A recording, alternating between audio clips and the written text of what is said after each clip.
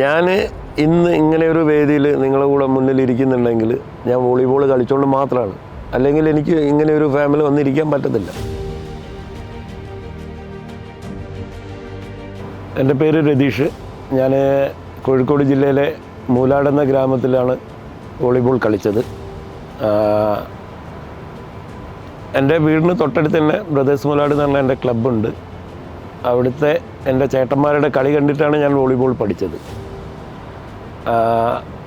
ഒരു 12 വയസ്സ് മുതൽ മിനി സ്റ്റാൻഡേർഡ് മുതൽ ഞാൻ വോളിബോൾ ഭയങ്കരമായിട്ട് ഇഷ്ടപ്പെടുന്നു. പിന്നെ എൻ്റെ ചേട്ടൻ ബ്രദർ വോളിബോൾ പ്ലെയറായിരുന്നു. പുള്ളിയാണ് എന്നെ വോളിബോളിലേക്ക് കൊണ്ടുവന്നത്. കാരണം ചേട്ടൻ സംസാരിക്കാൻ പറ്റാത്ത ഒരാളാണ്.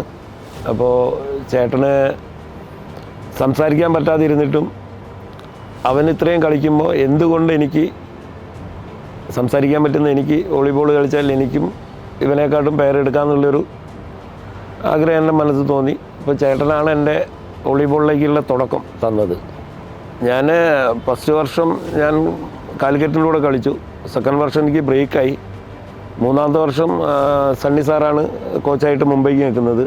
അപ്പം ഓപ്ഷന് മുന്നേ പുള്ളി സണ്ണി സാർ എന്നെ വിളിച്ചിട്ട് ചോദിച്ചു, രതീഷ് ഇപ്പം കളിക്കാറുണ്ടോ? ഞാൻ പറഞ്ഞു ഞാൻ ഇപ്പോൾ ലോക്കലൊക്കെ കളിക്കാറുണ്ട്.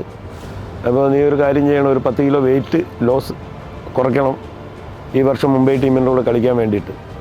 ഞാനത് വെച്ചാൽ ഞാൻ എൻ്റെ സ്വന്തം ഓഫീസിൽ ലീവ് കൊടുത്ത് ഞാനൊരു ട്രെയിനറെ വെച്ച് 46,000 രൂപയുടെ ഏകദേശം ഒരു ട്രെയിനർക്ക് ഒരു മാസത്തേക്ക് 46,000 രൂപ കൊടുത്ത് 10 കിലോ വെയിറ്റ് കുറച്ചിട്ടാണ് ഞാൻ തിരിച്ചു വന്നത് വോളിബോളിലേക്ക്. നമ്മൾ എന്താണെന്ന് വെച്ചാൽ ഇങ്ങനെ പ്രൈം പോലത്തെ ഒരു വേദി മീൻസ് എന്താ പറയുക, ഞാനൊക്കെ 2000 ആ ടൈമിലൊക്കെ ഇപ്പം ഞാൻ ഷിജാസ് ടോം ഞങ്ങളെല്ലാം കളിക്കുന്ന സമയത്ത് ഇങ്ങനെ ഒരു വേദിയില്ല നമുക്ക് പ്രൈം എന്ന് പറയുന്നത്. കാരണം ശരിക്കും പ്രൊഫഷണലിസമാണ് വരുന്നത്. അപ്പോൾ നമ്മൾ ഈ ഫീൽഡിൽ നിന്ന് ഒരിക്കലും ഔട്ടാകാൻ ഒരു പ്ലെയറും വിചാരിക്കത്തില്ല.